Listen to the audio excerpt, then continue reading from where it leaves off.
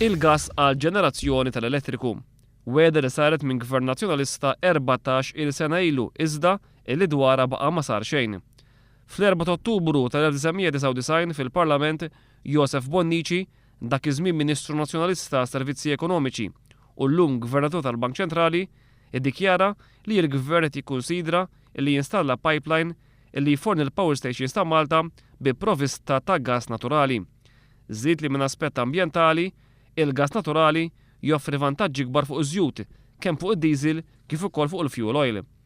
Fl-1999 l-eks Ministru Nazzjonalista kien qal il l-użu tal-gas ifisser l-eliminazzjoni kważi totali ta' tniġġis tal-arja mill-power stations. Joseph Bonnici kien żied li anki minn aspett ekonomiku il-gas jinbih bi prezz ħafna irħas minn dak taż-żejt. Dakinhar kien intqal li l-Ena Malta kienet ser tidħol iktar fil-fond ta' dan is-suġġett biex isiru rakkomandazzjonijiet għal pipeline minn Sqallija għal Malta. Fl-1999 ukoll fuq Radio 101 Joseph Bonnici kien ikkummenta dwar il-pass lejn l-użu tal-gas għal ġenerazzjoni tal-elettriku f'pajjiżna.